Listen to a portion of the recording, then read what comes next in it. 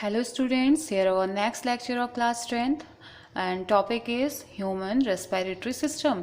तो हमारे last lecture में हमने पढ़ा था रेस्पिरेशन इन प्लांट्स की बात करी थी ना, एरोबिक एनारोबिक रेस्पिरेशन की बात करी थी, फिर रेस्पिरेशन इन प्लांट्स की हमने बात करी थी और कौन कौन से पार्ट इन्वॉल्व रहते हैं उसमें, डिफ्यूज़न के थ्रू होता है, हमने ये पढ़ा था। और आपको क्या करना है ना, जो जो टॉपिक मैं आपको पढ़ाते जा रही हूँ, देखो मैंने आपको पढ़ाया था तो उसके बाद आपको क्वेश्चन मिले। Questions, what are the difference between autotrophic nutrition and heterotrophic nutrition. जब मैंने आपको न्यूट्रिशन पढ़ाया, ऑटोट्रॉफिक और हेटरोट्रॉफिक के बारे में बताया था ना, तो आपने इनको भी सॉल्व करना है। Where do plant get each of raw material required for photosynthesis. Raw material कहाँ से लेते हैं, कार्बन डाइऑक्साइड एंड वाटर की बात करी थी ना रॉ मटेरियल में। What is the role of acid in our stomach, हमारे स्टमक में एसिड का क्या रोल होता है। What is the function of digestive enzyme, digestive enzyme के क्या फंक्शन होते हैं। How is the small intestine design to absorb digested food. तो मैंने जो आपको डाइजेस्टिव सिस्टम पढ़ा रखा है, जो न्यूट्रिशन पढ़ाया है, उस पूरे टॉपिक में ये सारे के सारे क्वेश्चन हैं, ठीक है। इन सारे क्वेश्चंस के आंसर हैं। तो आपको क्या करना है, अब अगर आपको अभी आंसर नहीं आ रहे हैं तो दोबारा जाइए उस वीडियो में, दोबारा से पढ़िए और उसके बाद इसके क्वेश्चन आंसर्स कीजिए, ठीक है। और ऐसे ही अदर क्वेश्चन भी होंगे, यहाँ दूसरे क्वेश्चन भी हैं।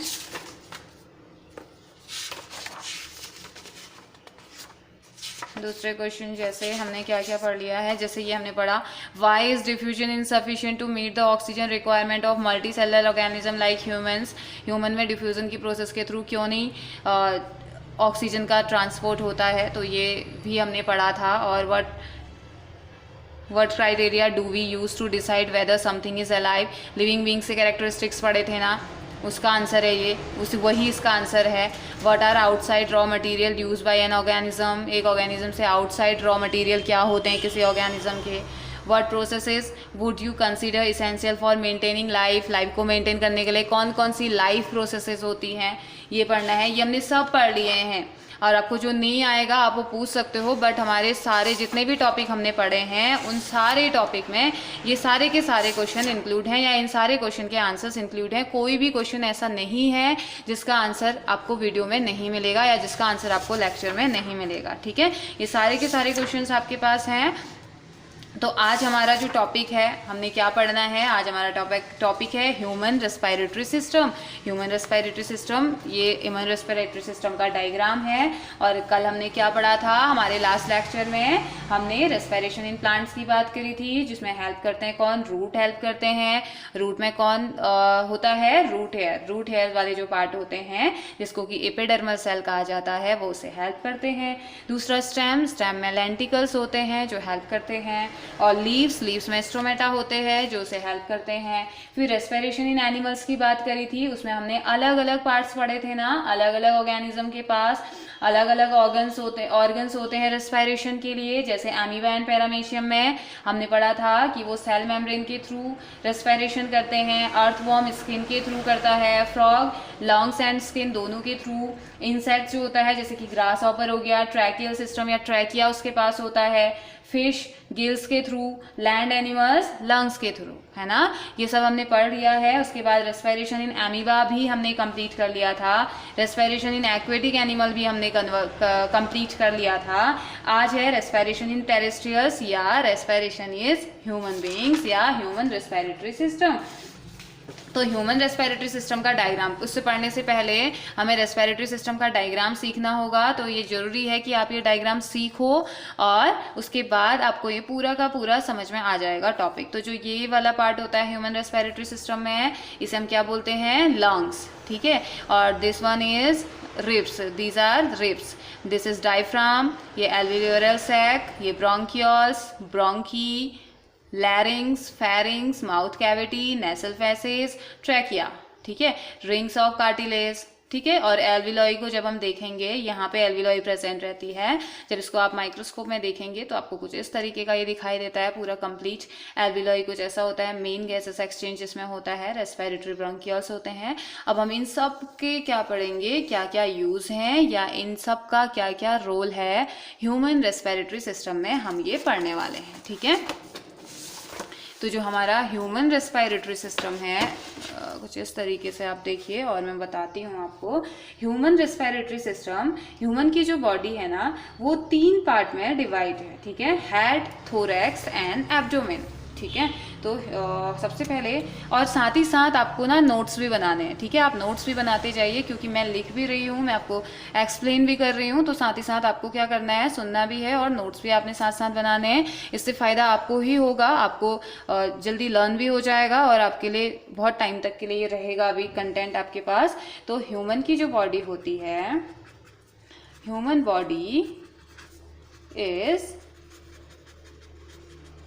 divided into 3 parts, okay. 3 parts में ह्यूमन की बॉडी डिवाइड है। सबसे first head part, second thorax, third abdomen. Next से नीचे का पार्ट थोरैक्स, फिर एब्डोमेन, ठीक है। इतने पार्ट में ह्यूमन बॉडी क्या रहती है, डिवाइड रहती है, ठीक है। तो जो थोरेसिक रीजन होता है वो हमारे थ्रोट से डायफ्राम तक का जो पार्ट होता है ना, डायफ्राम तक, यहाँ पे तक का जो डायफ्राम तक का जो पार्ट होगा, थ्रोट से लेके डायफ्राम तक का पार्ट, उसे हम क्या बोल देते हैं, थोरेसिक रीजन बोल देते हैं, ठीक है। और लंग्स भी इसी रीजन में हमारे प्रेजेंट रहते हैं, ये ना लंग्स, तो लंग्स भी इसी रीजन में, इसी थोरेसिक रीजन में हमारे प्रेजेंट रहते हैं।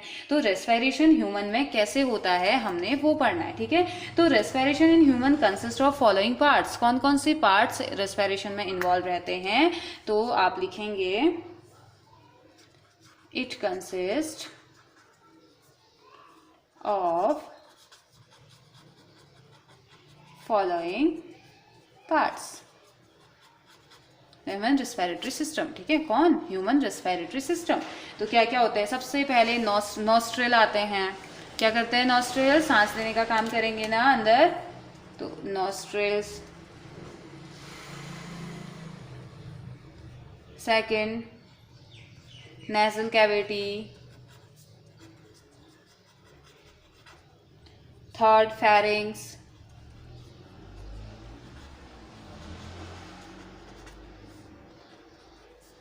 ट्रैकिया,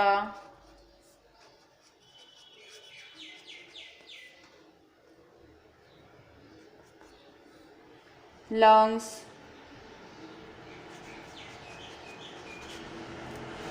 bronchi, bronchioles,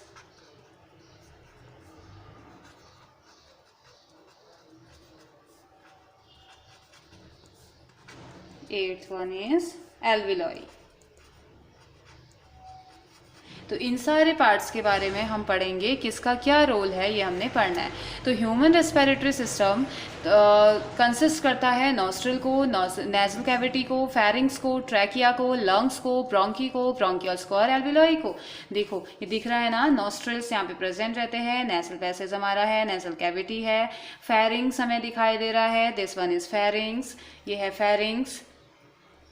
ट्रैकिया आपको नजर आ रहा है, this one is trachea. Lungs आपको दिखाई दे रहे हैं, this one is lungs. Bronchi आपको दिखाई दे रहे हैं, this part is known as bronchi. आपको ब्रोंकियोल्स नजर आते हैं, आपको एल्वियोलस है, क्या एल्वियोलाई आपको दिखाई गई है, यहाँ पे एल्वियोलाई होती है, देखिए ये है एल्वियोलाई, आपको क्लियरली दिखाया गया है। तो ये सारे के सारे पार्ट्स हमने पढ़ने हैं, इनका ये सभी ह्यूमन रेस्पिरेटरी सिस्टम में इनका कुछ ना कुछ रोल रहता है, ठीक है। तो सबसे पहले हम बात करते हैं नॉस्ट्रिल्स की, ठीक है, नॉस्ट्रिल्स की हम बात करेंगे यहाँ पे। तो नॉस्ट्रिल क्या होता है, नॉस्ट्रिल्स ऑक्सीजन को लेता है इनटू आवर बॉडी, हमारी बॉडी में ऑक्सीजन को लेगा, यानी कि टेक ऑक्सीजन, टेक ऑक्सीजन, ये ऑक्सीजन को लेता है। और इसमें क्या होते हैं, there are fine hair present in nostril, nostril में छोटे छोटे हेयर्स प्रेजेंट रहते हैं जो कि प्रिवेंट करते हैं डस्ट पार्टिकल को हमारी बॉडी में एंटर होने से रोकते हैं, ठीक है। जितने भी डस्ट पार्टिकल होंगे ये हमारी बॉडी में आने से रोकेंगे उसको, ठीक है।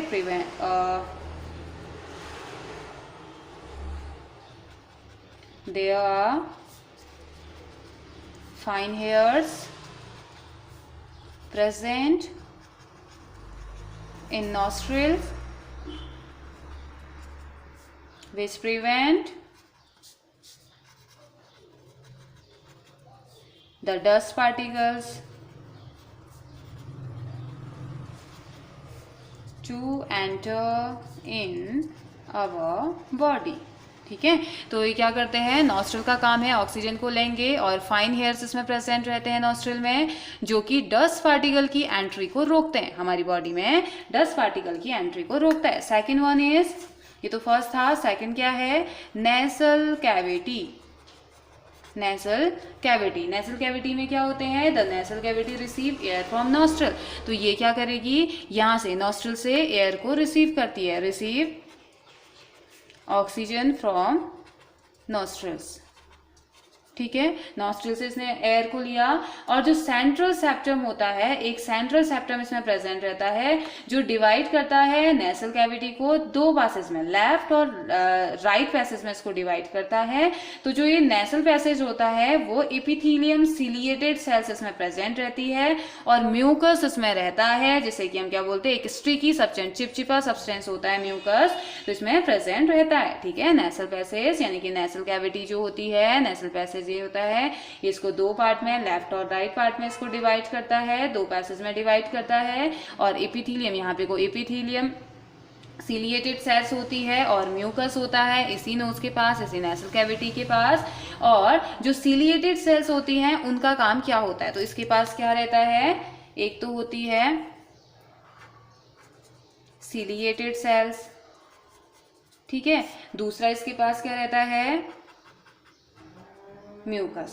ठीक है, या और इस सिलिएटेड सेल का काम क्या होता है, मेनली सिलिएटेड सेल का काम क्या होता है, सिलिएटेड सेल क्या करती है, डस्ट पार्टिकल को फेरिंग्स में आने से रोकती है। ये फेरिंग्स है ना, तो यहाँ पे होती है सिलिएटेड कैविटी, तो ये सिलिएटेड कैविटी सेल्स जो होती हैं ये फेरिंग्स में आने वाले डस्ट पार्टिकल को यहीं पे रोक देती है। ठीक है, अंदर नहीं एंटर करने देती है, वहीं पे इसे ये रोक देती है। ठीक है, दूसरा जो एयर होता है, जो नॉस्ट्रल से जो एयर, हवा जो आ रही है, ऑक्सीजन जो आ रहा है, वो म्यूकस उसको क्या कर देता है, उसे मॉइस्चर कर देगा और वार्म कर देता है। ठीक है, in the air that come from nostril get moisture and warm due to the presence of mucus. Mucus की प्रेजेंस में क्या हो जाती है, वार्म हो जाती है। ठीक है, तो हमने क्या पढ़ा, नॉस्ट्रल्स, फर्स्ट पार्ट जो है वो हमारा नॉस्ट्रल, जो कि ऑक्सीजन को लेता है, फाइन हेयर्स प्रेजेंट रहते हैं, इनका काम होता है कि डस्ट पार्टिकल को अंदर ही आने दे। अब कुछ अंदर आ गए तो नेसल कैविटी क्या करेगी, ये ऑक्सीजन को रिसीव करती है। नेसल कैविटी का काम है कि नॉस्ट्रल से ऑक्सीजन को रिसीव करे। ठीक है, नॉस्ट्रल ने तो लिया, सांस ली हमने ना, सांस, लंबी सांस ली या छोटी सांस जैसे भी ली, उसके बाद उस नॉस्ट्रल से नेसल कैविटी उस ऑक्सीजन को ले लेती है, जहां पे उसके पास दो टाइप के सेल्स होते हैं, एक म्यूकस सेल, दूसरा सिलिएटेड सेल। तो सिलिएटेड सेल क्या करती है, जो डस्ट पार्टिकल है उनको फेरिंग्स में, अब इससे नीचे जाने से रोकेगी। अगर कोई गलती से आ गए हैं, एंटर कर गए हैं नेसल कैविटी में, तो उससे नीचे फेरिंग्स में जाने से उसको रोकती है। और म्यूकस का काम होता है कि जो एयर उसने ले रखी है उसे वार्म करे और मॉइस्चर करे। ठीक है, तीसरा अब हम पढ़ेंगे, इसके बाद थर्ड पोर्शन कौन सा है, फेरिंग्स का। थर्ड पोर्शन कौन सा है, फेरिंग्स। और डायग्राम में भी देखिए, माउथ कैविटी, ये नेसल पैसेज, इसके बाद कौन सा पार्ट आ रहा है, फेरिंग्स आ रहा है। तो हम किसकी बात करेंगे, थर्ड वन इज फेरिंग्स।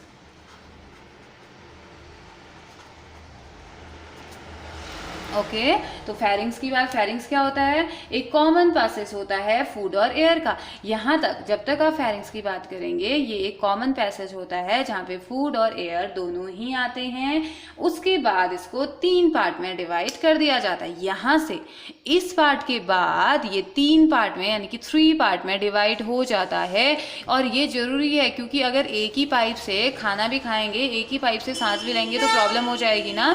तो इसलिए बॉडी ने कुछ इस तरीके से डिजाइन किया है कि वो क्या कर देते हैं, आगे जाके ये फेरिंग्स को 3 पार्ट में डिवाइड कर देते हैं। ठीक है, तो इसमें क्या लिखेंगे, कॉमन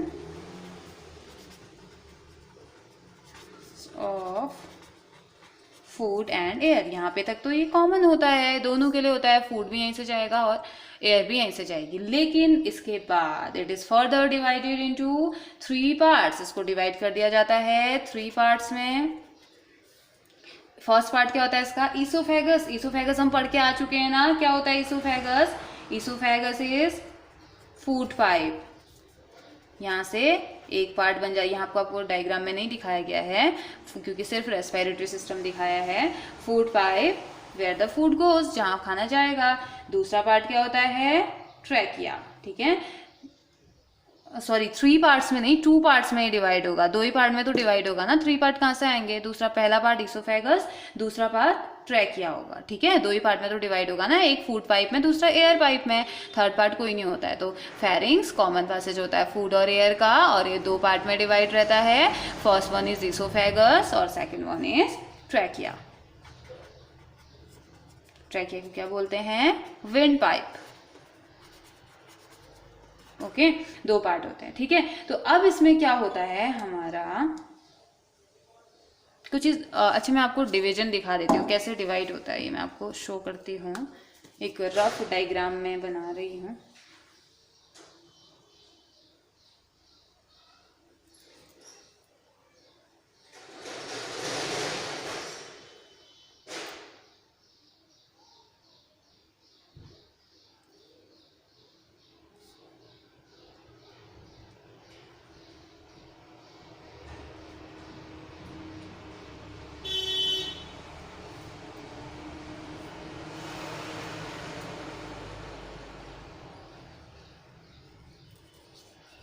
ये ह्यूमन है और ये माउथ कैविटी मैंने ज़्यादा ओपन दिखा दी, ओपन है। और यहाँ से मेन डायग्राम है ये, ठीक है। यहाँ से आया, ये नेजल कैविटी है, this one is oral cavity, okay. अब हम बनाते हैं मेन, ठीक है, जहाँ से हमने दिखाना है कि ये जो फेरिंग्स है वो 2 पार्ट में डिवाइड हुआ है, वो हमने दिखाना है, ठीक है। तो ये कुछ इस तरीके से होता है डिवाइड, ये वाला आगे बढ़ता रहेगा ऐसे ही।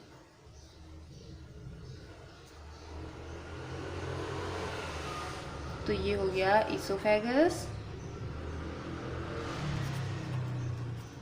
ये हो गए हमारे ट्रैकिया, ये हो गया लैरिंग्स, वॉइस बॉक्स जहाँ से आवाज़ आती है ना, ठीक है। और एक पार्ट और आता है यहाँ पे एपिग्लोटिस, इसके बारे में भी हमने पढ़ना है, ठीक है, एपिग्लोटिस। तो कुछ इस तरीके से हमारा डिवीजन होता है, ठीक है, कंफ्यूजन नहीं रखना है। तो जो फेरिंग्स है हमारा, फेरिंग्स कॉमन पैसेज होता है, यहाँ तक तो ठीक है, आएगा वो खाना, फिर उसके बाद आगे खाना और एयर, आगे जाके ये 2 पार्ट में डिवाइड हो जाता है, एक तो एक इसमें कन्वर्ट हो जाता है, एक तो डिवाइड हो जाएगा, क्या बनाएगा, ट्रैकिया। ये वाला पार्ट होता है हमारा ट्रैकिया वाला part, this one is oesophagus यानी कि फूड पाइप, ठीक है। 2 पार्ट में ये कन्वर्ट हो जाता है। तो अब हम पढ़ते हैं एपिग्लोटिस के बारे में, ठीक है। तो पहले, इससे पहले कि हम इनके बारे में बात करें, हम बात करते हैं एपिग्लोटिस के बारे में।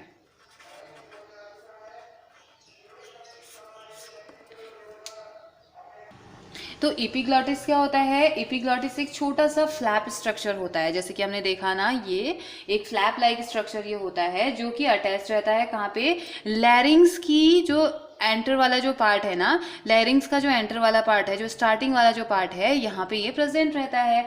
तो इसका काम क्या है, फूड को ट्रैकिया में आने से रोकने का काम इसका होता है, ठीक है। एपिग्लोटिस का क्या होता है, it prevents food from entering into trachea, ठीक है।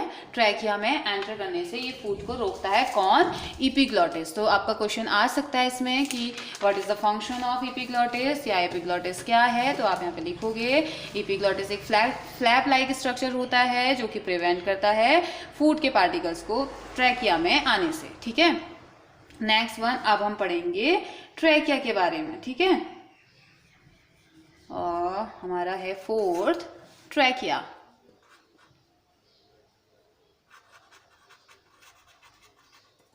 जिसे हम क्या बोलते हैं, विंड पाइप, ठीक है। इसके बारे में हमने पढ़ना है। तो इसे क्या बोलते हैं, विंड पाइप। और ट्रैकिया जो होता है सराउंडेड रहता है रिंग लाइक कार्टिलेज से। ट्रैकिया घिरा हुआ दिख रहा है ना हमें, रिंग लाइक कार्टिलेज हमें दिख रहे हैं ना, रिंग्स की तरह दिखाई दे रहे हैं। तो रिंग लाइक कार्टिलेज होते हैं, इन्हें ROC C, ring of cartilage कहा जाता है, ठीक है, रिंग्स ऑफ कार्टिलेज या रिंग लाइक कार्टिलेज या रिंग ऑफ कार्टिलेज, जो कि शी शेप का स्ट्रक्चर बनाते हैं। सी ऐसे दिख रहा है ना हमें, सी, इनका स्ट्रक्चर कैसा होता है, सी शेप्ड स्ट्रक्चर इनका होता है, ठीक है। तो अब इन ROC रिंग्स ऑफ कार्टिलेज का रोल क्या होता है, ठीक है, रोल ऑफ ROC हमने पढ़ना है, इनका रोल क्या होता है। तो इसका क्या करते हैं, ये फैसिलिटेट करते हैं कि जो एयर का फ्लो हो रहा है विंड पाइप के थ्रू, वो विंड पाइप और प्रेजेंट जो एयर है पास में, इस रास्ते में जो एयर प्रेजेंट है वो कोलैप्स हो, ठीक है। तो ये फैसिलिटेट करता है, रिंग ऑफ कार्टिलेज फैसिलिटेट करते हैं कि जो विंड है वो जो एयर आ रही है विंड पाइप से वो इजीली फ्लो करे, ठीक है, फ्लो करने का काम, नॉर्मली फ्लो करवाने का काम होता है। और जो एयर कहाँ से फ्लो हो रही है, विंड पाइप से, और एयर पैसेज में जो प्रेजेंट है वो कहाँ से कोलैप्स करे और फ्लो हो। दूसरा, air passes from pharynx goes into trachea, और जो इन रिंग्स का काम है कि जो पहले तो यहाँ से जाएं, फैसिलिटेट करें कि एयर विंड पाइप से आ रही है या इसके थ्रू, विंड पाइप के थ्रू आ रही है। दूसरा ये कि जो एयर पास होगी फेरिंग से वो ट्रैकिया में जाए, ठीक है, और ये कहाँ प्रेजेंट रहता है, इसोफेगस के ठीक सामने प्रेजेंट रहते हैं, ठीक है। तो दो काम इनके होते हैं, क्या, एक तो फेरिंग से जो हवा आ रही है, ऑक्सीजन आ रही है, वो ट्रैकिया में ही जाए इसे श्योर करता है। दूसरा, फ्लो ऑफ एयर को भी मेंटेन करके रखता है, ठीक है। तो ये इसके काम होते हैं। तो आप इसमें लिखेंगे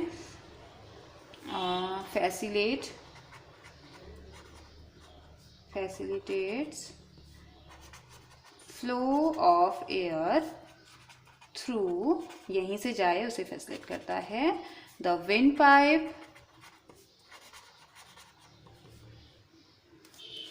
एंड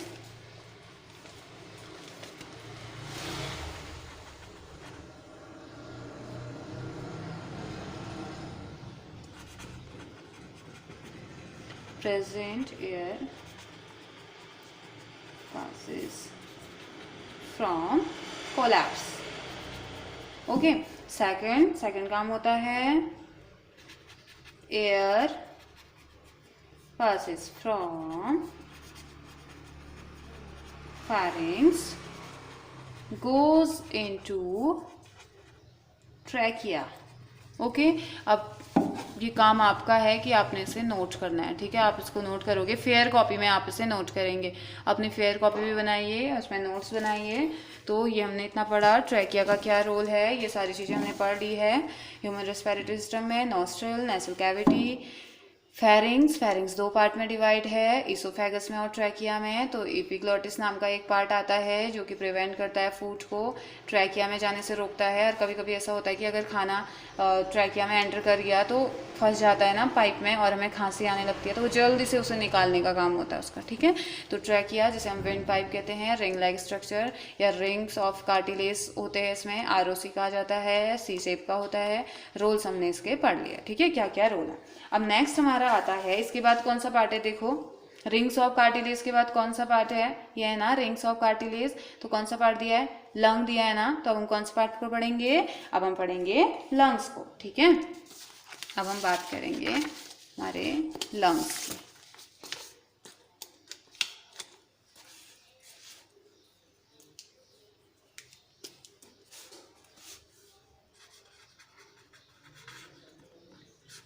ओके, लंग्स। तो लंग्स क्या होते हैं, पेयर में प्रेजेंट रहते हैं, देखो इधर भी होंगे और इधर भी होंगे, दोनों साइड लंग्स हमारे प्रेजेंट रहते हैं, पेयर्स में प्रेजेंट रहते हैं ह्यूमन बॉडी में। और इसमें क्या होता है, लंग्स एंड रिब केज, जो लंग्स हैं और जो रिब्स हैं, रिब केज हैं, ये दोनों ही हमें कहाँ मिलते हैं, थोरेसिक रीजन में हमें मिलते हैं, ठीक है। इससे नीचे वाला पार्ट है ना ये, तो ये क्या हो जाते हैं, थोरेसिक रीजन में मिल रहे हैं लंग्स और रिब केज दोनों ही, ठीक है। तो both of them play important role in respiration, दोनों का ही बहुत ज़्यादा इंपॉर्टेंट रोल होता है रेस्पिरेशन में। और जो रिब केज होती है वो, देखो रिब केज बाहर से है ना, केज लाइक स्ट्रक्चर है ना, गुफा जैसी स्ट्रक्चर है उसका, बिल्कुल लंग्स को क्या कर रखा है, पूरा कवर कर रखा है। तो रिब्स का काम क्या होगा फिर, ये क्या करता है, लंग्स को प्रोटेक्ट करने का काम। पिंक वाला जो पार्ट दिखाई दे रहा है ना आपकी बुक में, ये लंग्स हैं, और उसके बाहर ग्रीन कलर में जो आपको ये दिखा रखा है, रिंग्स की तरह ये दिखाई रखे हैं, ये हमारे रिब्स या रिब केज हैं, ठीक है। तो रिब्स का क्या काम है, लंग्स को प्रोटेक्ट करने का काम इनका होता है, ठीक है। तो एक पेयर के लंग्स हमारे पास प्रेजेंट रहते हैं और ये दो पार्ट में डिवाइड रहते हैं, ठीक है, right lung and left lung. तो राइट जो लंग है उसके पास हैं 3 लोब्स, राइट लंग के 3 लोब्स होते हैं। तो जो राइट वाला राइट साइड का जो लंग है, फर्स्ट राइट सुपीरियर,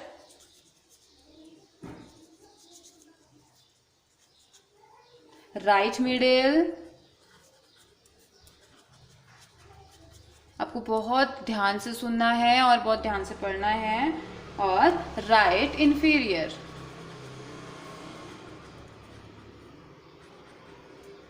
ओके क्या है, लंग्स को 2 पार्ट में डिवाइड किया गया है। लंग्स हमारे कहाँ मिलते हैं, थोरेसिक कैविटी में, ठीक है, थोरेक्स से नीचे डायफ्राम या एब्डोमेन तक का जो पार्ट डायफ्राम तक का जो पार्ट होता है उसे हम थोरेसिक कैविटी बोलते हैं। और इसमें हमें लंग्स और रिबकेज देखने को मिलते हैं। रिबकेज क्या करते हैं, प्रोटेक्ट करते हैं लंग्स को, और लंग्स हमारे 2 पार्ट में डिवाइड है, right lung and left lung. फिर राइट लंग को 3 पार्ट में डिवाइड किया गया है। First one is right superior, second one is right middle, third one is right inferior. Okay, और लेफ्ट लंग को 2 लोब में डिवाइड किया गया है। तो फर्स्ट लोब क्या होता है इसका, left superior,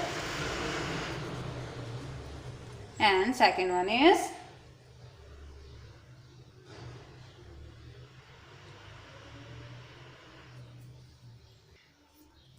and left inferior.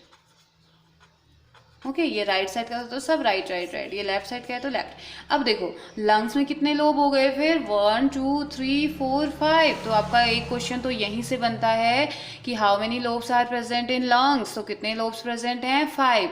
और कौन से लोब में कितने प्रेजेंट हैं, राइट लंग में 3 लोब्स प्रेजेंट हैं और लेफ्ट लंग में 2 लोब्स प्रेजेंट हैं। तो ये आपके क्वेश्चन एग्जाम में आते हैं कि लंग्स में कितने लोब्स प्रेजेंट रहते हैं, 5 लोब्स प्रेजेंट रहते हैं। तो कितने लोब्स कौन सी साइड में, लेफ्ट लंग बड़ा होता है या थोड़ा सा वाइड होता है तो उसमें 3 लोब्स प्रेजेंट रहते हैं, सॉरी राइट लोब में 3 प्रेजेंट रहते हैं क्योंकि थोड़ा सा राइट साइड को वाइट होता है। और दूसरा लेफ्ट लंग जो होता है, लेफ्ट की साइड थोड़ा सा हार्ट हम क्या पढ़ते हैं, हार्ट नॉर्मली मिडिल में होता है ना, हमारे मिडिल में हार्ट की अगर हम बात करें तो मिडिल में प्रेजेंट रहता है, लेकिन हार्ट थोड़ा सा झुका हुआ रहता है लेफ्ट साइड की तरफ। तो जो इसका थर्ड वाला पार्ट जो यहाँ पे आता है ना, राइट इंफीरियर जो आता है, उसकी जगह पे हमारा हार्ट झुक जाता है। तो इसलिए लंग्स के एक साइड में 2, लेफ्ट लंग में 2 ही लोब्स होते हैं और राइट लंग में हमारे 3 लोब्स होते हैं, ठीक है। तो टोटल 5 हो गए। और नेम क्या क्या होते हैं, राइट साइड वाले लोब्स के right superior, right middle, right inferior, और लेफ्ट वाले के left superior and left inferior, ठीक है। It's very easy to learn. तो हमारे ये पार्ट्स हो गए। तो अब दोनों ही लंग क्या होते हैं, एसोसिएटेड रहते हैं एक्सटर्नली। किस किस के साथ जुड़े हुए रहते हैं, देखो ब्रोंकी के साथ जुड़े हुए रहते हैं ना, ये ब्रोंकी वाला पार्ट है, इससे एसोसिएटेड है ब्रोंकी से, जो कि किससे जाके यूनाइट होता है, ट्रैकिया से जाके। ट्रैकिया ही तो जोड़ रहा है ना इस ब्रोंकी को, देखो इसको ये जोड़ रहा है, ठीक है, से जुड़ रहा है। तो अब हम कौन सा पार्ट पढ़ेंगे, हमने लंग्स पढ़ा, तो अब हम क्या पढ़ेंगे, लंग्स का क्या काम है, फिर वो क्या करेंगे, हेल्प करेंगे किस चीज़ में, जो भी एयर आ रही है उसको, उससे रेस्पिरेशन करवाने में हमारी हेल्प करेंगे, ठीक है। तो अब हम पढ़ेंगे bronchi.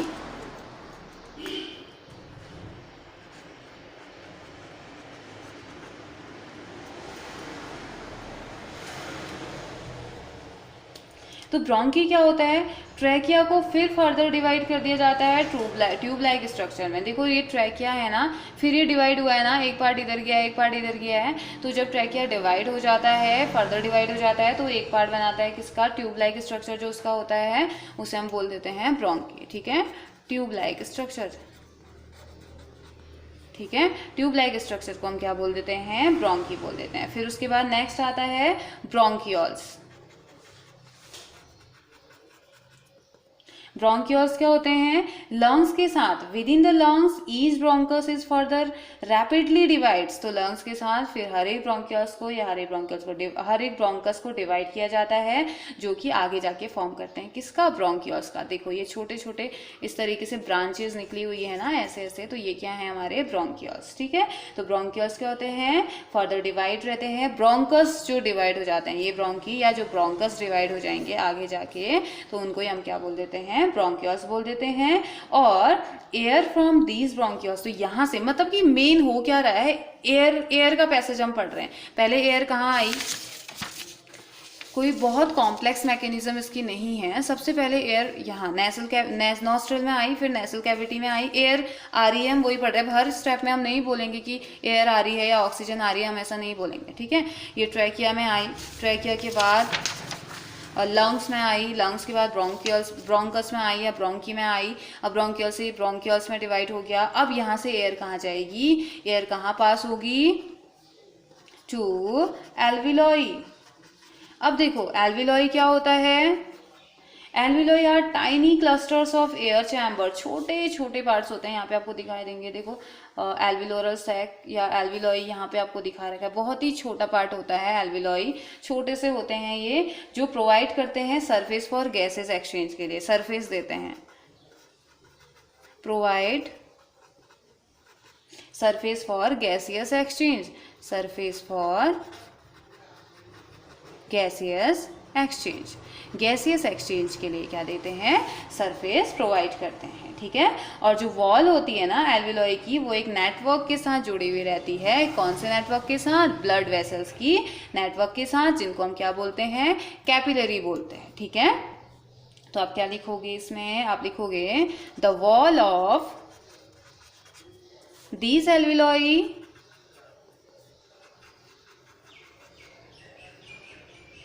are connected with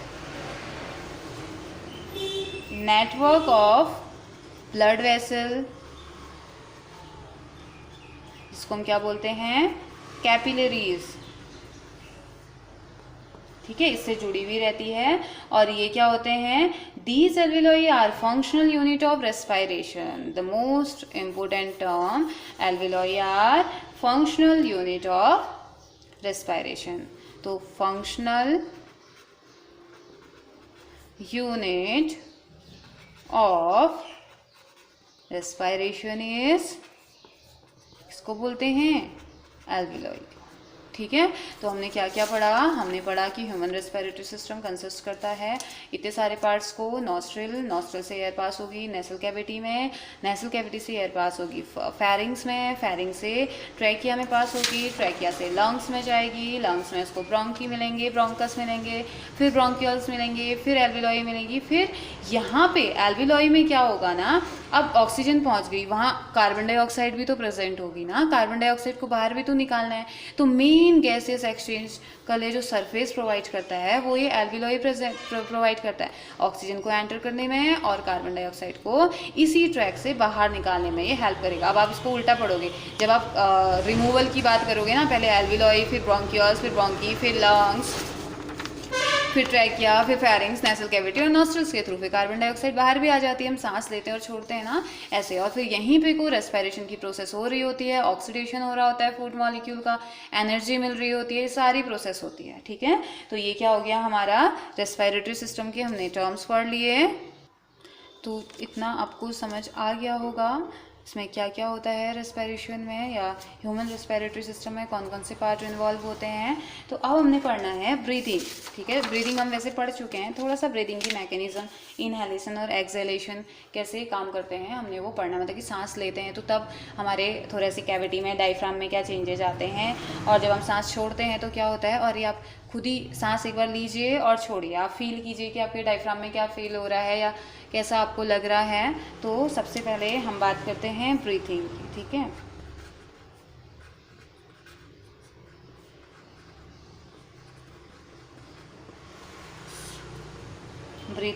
breathing क्या है? ब्रीथिंग क्या होती है? Inhalation, it involves inhalation and exhalation. ठीक है, मीन्स इनहेलेशन में क्या होगा, ऑक्सीजन एंटर होगी, एक्सहेलेशन में CO2 बाहर कर दी जाएगी, है ना। यही तो होता है इनहेलेशन एंड एक्सहेलेशन। तो अब इनके मैकेनिज्म हम पढ़ते हैं। ठीक है, मैकेनिज्म ऑफ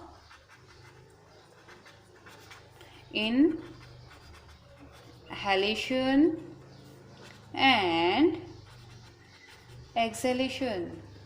ओके, तो मैकेनिज्म में सबसे पहले इनहेलेशन की पढ़ते हैं। ठीक है, इनहेलेशन में क्या होता है, जब हम सांस लेते हैं, तो चलिए जल्दी से सांस लीजिए, एक लंबी सी सांस लीजिए। सांस लेना आपको डायफ्राम के साथ क्या फील हुआ, डायफ्राम आपके क्या कर रहे थे, तो आपको लगा होगा कि जो डायफ्राम की मसल है वो कॉन्ट्रैक्ट हुई। ठीक है, डायफ्राम की मसल कॉन्ट्रैक्ट हुई और फ्लैटेंड आउट, फ्लैट हो गई। ठीक है, तो ये आपने पढ़ा होगा, आपने पहले भी पढ़ा होगा। तो एक बार एक्सपेरिमेंट हम खुद के साथ, ये तो हम कर सकते हैं ना। तो इसमें क्या होती है, contract and flatten out, diaphragm muscle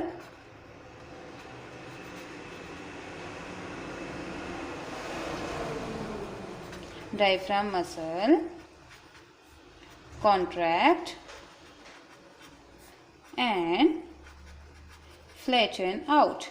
okay, दूसरा क्या हो रहा है, जो वॉल्यूम होता है ना सांस लेते टाइम, जब हम सांस अंदर लेते हैं तो उस टाइम पे जो थोरेसिक कैविटी में जो वॉल्यूम है वो इंक्रीज हो जाता है, यानी कि लंग्स का वॉल्यूम इंक्रीज हो जाता है। ठीक है, तो क्या लिखोगे, volume increases in the thoracic cavity, bracket में आप लिख दीजिए लंग्स। ओके, तो ये क्या होता है, वॉल्यूम इंक्रीज होता है थोरेसिक कैविटी में। तीसरा, एयर प्रेशर डिक्रीज हो जाएगा। ठीक है, वॉल्यूम इंक्रीज होगा तो एयर का जो प्रेशर है वो क्या हो जाएगा, वो डिक्रीज हो जाएगा। आपको जैसे याद रख सकते हैं, तो जब ऑक्सीजन अंदर है तो फिर क्यों प्रेशर पड़ेगा ना, तो एयर प्रेशर क्या हो जाएगा, डिक्रीज हो जाएगा।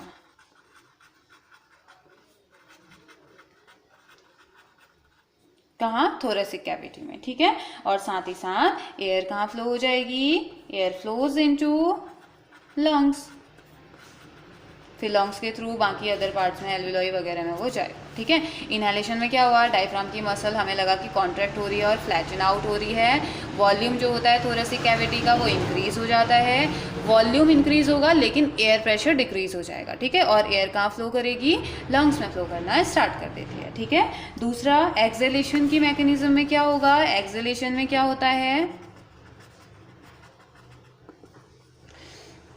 डायफ्राम मसल एक्सपैंड, डायफ्राम की जो मसल्स होती हैं क्या हो जाती हैं, एक्सपैंड हो जाती है।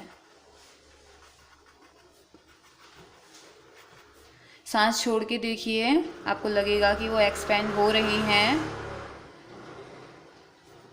दूसरा, वॉल्यूम डिक्रीज हो जाएगा, वॉल्यूम डिक्रीज होगा तो प्रेशर इंक्रीज होगा ना, यस, तो प्रेशर इंक्रीज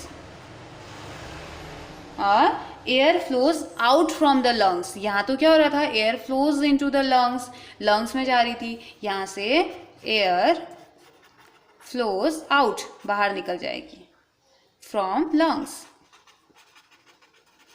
ठीक है, तो इतना आ गया होगा ना समझ में। इनहेलेशन में क्या होता है, डायफ्राम मसल कॉन्ट्रैक्ट करती है और साथ ही साथ क्या होता है, फ्लैट हो जाती है, फ्लैटन आउट हो जाती है, वॉल्यूम इंक्रीज हो जाता है तो थोरेसिक कैविटी का इंक्रीज होगा, यानी कि लंग्स, एयर प्रेशर डिक्रीज हो जाता है और एयर फ्लो कहाँ जाता है, फ्लो करती है लंग्स में, लंग्स में जाएगी, वहाँ पे रेस्पिरेशन की प्रोसेस में वो हेल्प करेगा। दूसरा, एक्सहेलेशन में क्या होता है, डायफ्राम मसल एक्सपेंड होती है, वॉल्यूम डिक्रीज हो जाता है, प्रेशर इंक्रीज हो जाता है, एयर बाहर, यानी कि यहाँ पे कौन निकल रहा होगा बाहर, CO2, यहाँ कौन जा रहा है, ऑक्सीजन जा रहा है ना, तो बॉडी को जिसकी रिक्वायरमेंट होती है उसी में हेल्प करेगा, है ना। तो ये थी हमारी mechanism of inhalation and exhalation. ठीक है, तो इसमें क्या हो गया, इनहेलेशन और एक्सहेलेशन की प्रोसेस हमने पढ़ ली। ठीक है, अब हमने पढ़ना है रेस्पिरेटरी पिगमेंट क्या होता है। ठीक है, रेस्पिरेटरी पिगमेंट, आपने ब्लड पिगमेंट पढ़ा है ना, ब्लड का कलर रेड क्यों होता है, ये मैंने आपको शायद बताया होगा, लास्ट क्लासेस में भी आपकी बताया होगा। ब्लड का कलर रेड होता है in the presence of a pigment and haemoglobin. ठीक है, तो ऐसे ही एक रेस्पिरेटरी पिगमेंट भी होता है जो रेस्पिरेशन में हेल्प करता है। Respiratory pigment. और आप जान के सरप्राइज हो जाओगे, रेस्पिरेटरी पिगमेंट भी हीमोग्लोबिन ही होता है, ठीक है, हीमोग्लोबिन ही रेस्पिरेटरी पिगमेंट हमारा होता है, ठीक है। इसी को ब्लड पिगमेंट भी कहा जाता है। इनकी ब्लड का कलर रेड करने के लिए रिस्पॉन्सिबल हीमोग्लोबिन होता है। साथ ही साथ रेस्पिरेटरी पिगमेंट भी हीमोग्लोबिन को ही कहा जाता है। तो एनिमल्स के पास, अब देखो एनिमल क्या है ना, एक बड़ा बॉडी साइज है, एनिमल जितने भी एनिमल्स हैं बड़ा बॉडी साइज है, तो डिफ्यूजन जो प्रेशर है ना, या जो डिफ्यूजन है वो अकेले ही सफिशियंट नहीं है।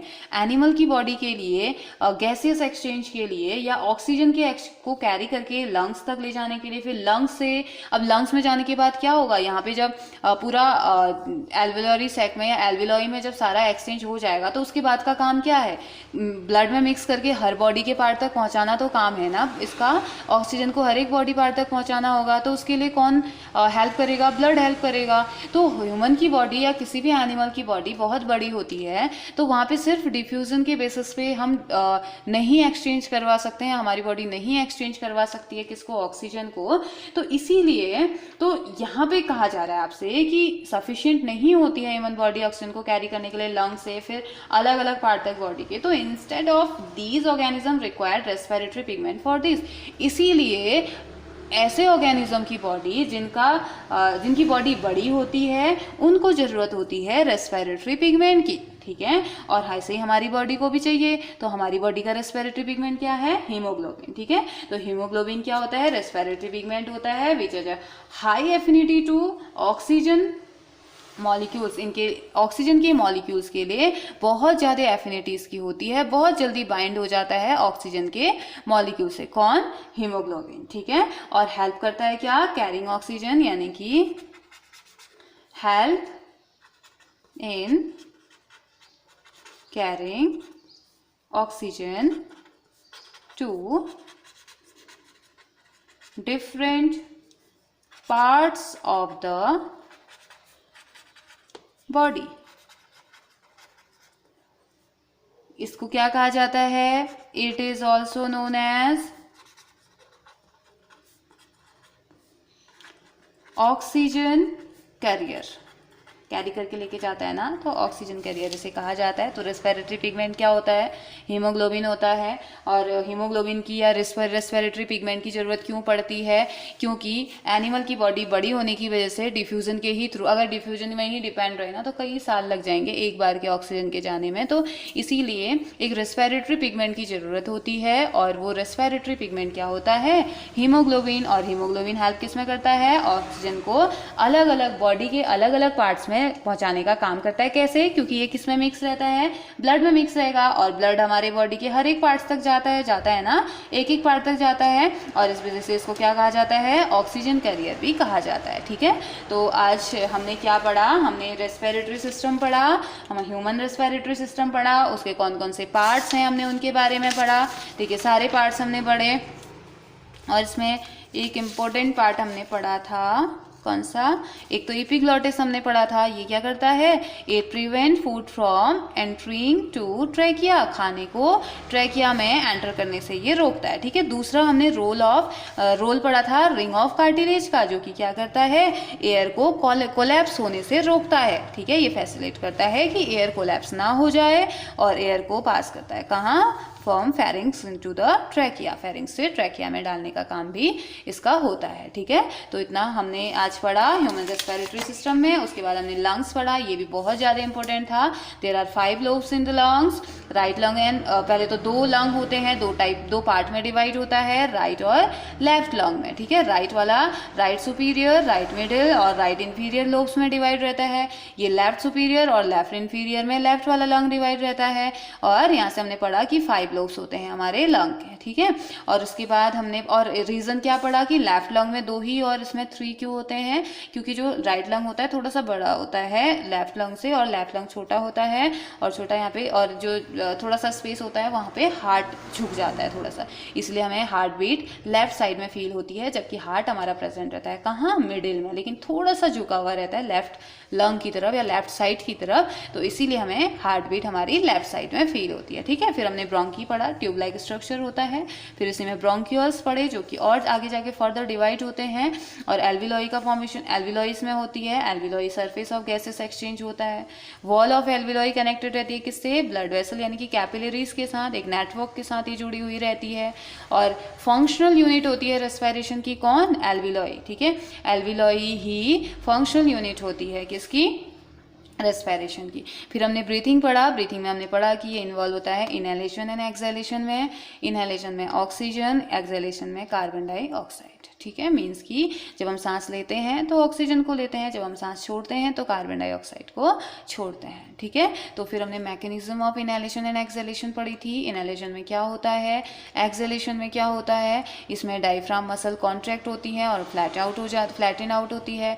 वॉल्यूम इंक्रीज हो जाता है, वॉल्यूम इंक्रीज होगा तो प्रेशर डिक्रीज हो जाता है, ठीक है। इनहेलेशन में जब हम ऑक्सीजन को ले रहे हैं और एयर लंग्स में चली जाती है, ठीक है। और एक्सहेलेशन में मसल एक्सपेंड करती है, वॉल्यूम डिक्रीज हो जाता है, प्रेशर इंक्रीज हो जाता है और एयर फ्लो हो जाती है, कहाँ से? लंग से बाहर चली जाती है। और कौन सी एयर? कार्बन डाइऑक्साइड, ठीक है। उसके बाद हमने रेस्पिरेटरी पिगमेंट की बात करी जो कि हीमोग्लोबिन होता है, और यही हीमोग्लोबिन रिस्पॉन्सिबल होता है ब्लड के रेड कलर के लिए। और क्यों होता है? क्योंकि इसमें आयरन प्रेजेंट रहता है, ठीक है। तो help in carrying oxygen to different parts of the body, ये हेल्प करता है ऑक्सीजन को बॉडी के अलग अलग पार्ट्स तक ले जाने के लिए। और साथ ही इसे क्या कहा जाता है? ऑक्सीजन कैरियर भी कहा जाता है, क्योंकि ये ऑक्सीजन को कैरी करके लेके जाता है, ठीक है।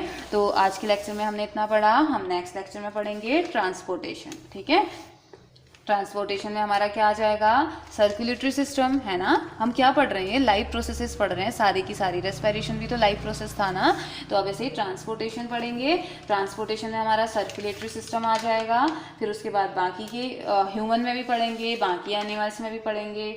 फिर हार्ट के बारे में हम पढ़ेंगे, स्ट्रक्चर ऑफ हार्ट पढ़ेंगे, कौन कितने वॉल्व होते हैं वो पढ़ेंगे, प्लेटलेट्स के बारे में पढ़ेंगे, रोल ऑफ प्लेटलेट्स पढ़ेंगे। फिर ट्रांसपोर्टेशन प्लांट्स में कैसे होता है वो हम पढ़ेंगे, और एक हमारी एक्टिविटी है हम वो भी करेंगे, और जाइलम वेसल के बारे में पढ़ेंगे। सारी चीज़ें, ट्रांसलोकेशन कैसे होता है, फूड कैसे ट्रांसपोर्ट होता है, और neuron control and coordination, neuron nephron के बारे में पहले पढ़ेंगे, एक्सक्रीशन के बारे में हम पढ़ेंगे। और ये सारी चीज़ें हमने इस चैप्टर में पढ़नी है। तो तब तक के लिए आपने क्या करना है? जितना मैंने आपको पढ़ाया है वो रिवाइज करना है, और रिवाइज करने के साथ साथ आपने ये नोट भी करना है सभी, और फिर कॉपी में नोट करना है, ठीक है। तो हैव अ नाइस डे।